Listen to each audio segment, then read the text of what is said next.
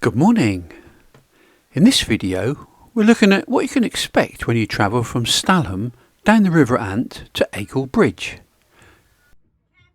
We hired our boat from Richardsons boatyard in Stalham. We were booked in quite quickly and shown to our boat. Before our trip, Richardson sent us a link to download the captain's manual and suggested that we read it before the holiday. I recommend that you do this. We were shown the controls of the boat and then we went on a demonstration run to familiarise ourselves and learn how to turn the boat around and how to moor it. Then we were on our own. Stalham is on the River Ant and we decided to aim for Acle Bridge, which is about 2 3/4 to 3 hours away. After we travelled down the river for a short time, we arrived at Barton Broad. This is the second largest piece of open water on the Broads, after Braden Water. The passage through the Broad is very well signed, so unless you do something stupid you won't run into trouble, or a mud bank. We followed the signs and rejoined the River Ant. If you do this trip, you'll see several really nice houses by the side of the river here as you motor past. After about an hour we arrived at Howe Hill. There are plenty of mooring spaces if you decided to stop here. There's several things to see at Howe Hill, and I've made some other videos of these. I put links to these other videos in the text below. One of the interesting places to see at Howe Hill is the secret garden. In the separate video on this, I've revealed the secret. It's well worth seeing. Link in the text below. There isn't a pub or cafe at Howe Hill though. The nearest pubs are at Ludham or Ludham Bridge, both of which are a couple of miles away, but nice walks to get there. One of the Norfolk Broads wherries, Hathor, is usually moored at Howe Hill. This is one of the 6 surviving wherries on the Norfolk Broads and was built in 1905. We didn't stop at Howe Hill this time. Carried on down the River Ant. It's a pleasant cruise down the Ant with open fields and reed beds along the sides. About half an hour after Howe Hill we approached Ludham Bridge. This is quite a low bridge. If you've hired one of the larger boats you may have to wait for low tide before you can pass under the bridge, so you need to check the tide tables if you're in a bigger boat.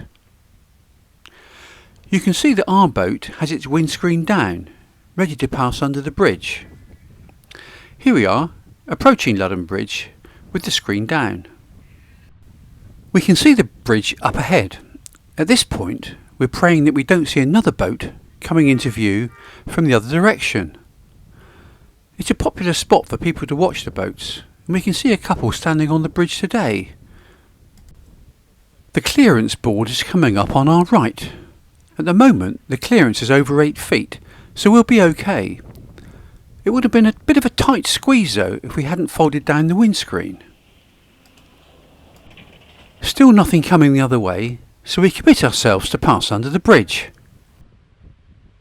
Go left a bit, Robert.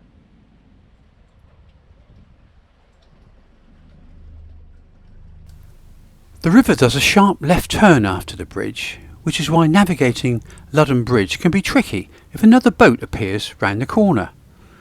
We were lucky that no other boats appeared.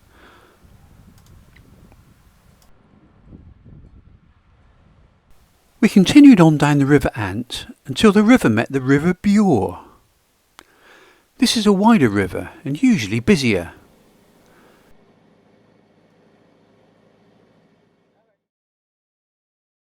Don't forget to look out for wildlife as you travel along. There's lots to see. The ruins of St Benet's Abbey appear on the left. You can moor up here and have a look around if you want to stop. Continue on down the River Bure and the next place you'll arrive at is Acle Bridge. You can moor on either side of the river here. On the right as you go downstream there's a nightly charge. Mooring on the other side of the river is free, so it gets a bit more crowded.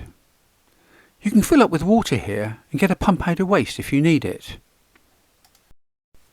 There's a very nice pub at Acle Bridge, right on the river, with a big garden, and it's dog friendly. You can walk up to Acle Village to top up on groceries or just go for a nice walk. There's a footpath all the way, so you don't need to walk on the busy road. If you're thinking of taking the trip from Stalham to Acle Bridge and beyond, I hope you found this video useful. Have a look at the text below to see links to more videos that you might also find useful. Thanks for watching.